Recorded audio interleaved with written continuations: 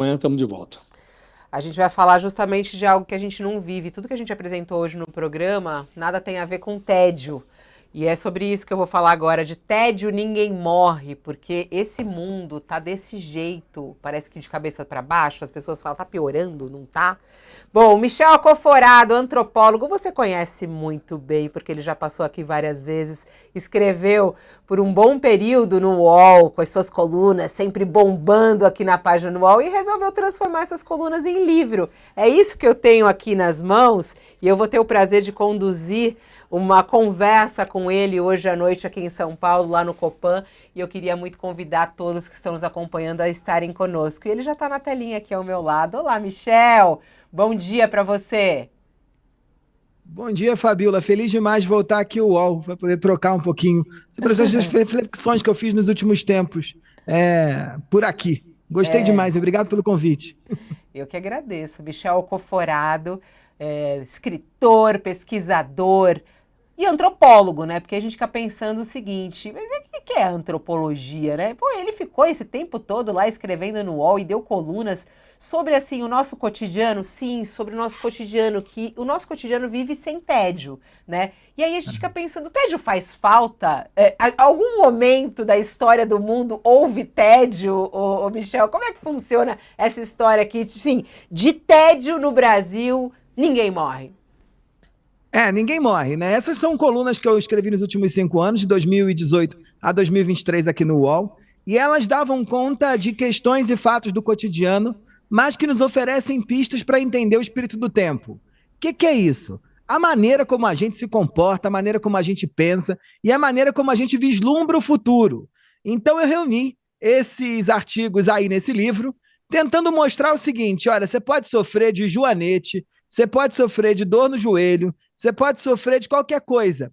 Agora, tédio, a realidade brasileira, a realidade mundial, não te oferecerão. O que é muito distinto de outras gerações.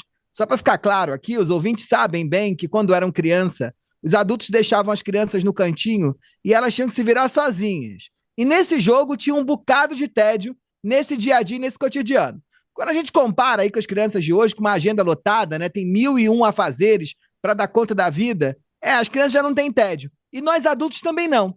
Não temos por conta da aceleração das transformações dos comportamentos, não temos por conta da inovação tecnológica que todo dia nos obriga a entender de alguma coisa que a gente não está entendendo, e não temos por conta também de um cenário marcado por uma policrise. É crise para todo lado. É crise na política, crise econômica, crise sanitária, crise internacional, crise na guerra.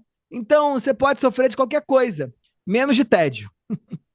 Não, e é isso que eu fiquei pensando, né? Porque o livro é muito interessante, gente, porque ele foi selecionando justamente as questões mais críticas que nós vivemos nesses últimos anos, de 2018 a 2023.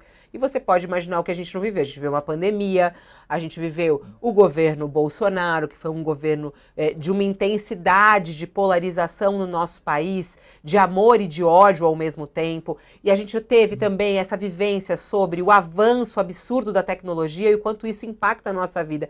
Mas eu fiquei refletindo sobre essa história do tédio, ô Michel, e até pensando nos tempos da minha avó, né, como você disse aqui, aquele momento que a gente tinha um tédiozinho para curtir, era gostoso e tudo mais, e que hoje em dia a gente não tem, com essa coisa chamada tecnologia e as redes sociais. Isso fez com que o nosso tédio fosse arrancado. Por exemplo, hoje o nosso All News, que começou aqui às 10 horas da manhã, assim, de tédio, quem assiste o All News realmente não morre. E assim, a eleição em São Paulo é uma eleição zero tédio, por exemplo, não é? É muito maluco. E isso tudo por conta também dessas redes, não? Inclusive, aí tem um outro aspecto importante que eu acho que os candidatos na eleição de São Paulo estão sabendo liderar muito bem, que é a administração desse negócio que a economia dá atenção.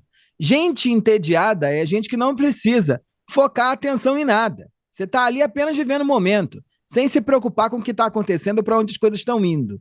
Então, esse mundo, que é o mundo da aceleração, que é o mundo onde tudo se transforma a todo momento, é o mundo onde a cada dia aparece uma nova estripulia, coisa que a gente não está entendendo, é um mundo que precisa capturar a tua atenção. E quando você está capturado, não tem espaço para o tédio.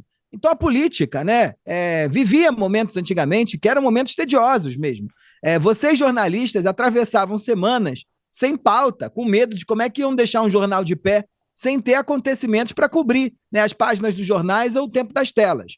Isso acabou, né? Acabou porque há uma disputa minha, de vocês e de todos os outros atores que fazem parte da sociedade brasileira de despertar a atenção do outro.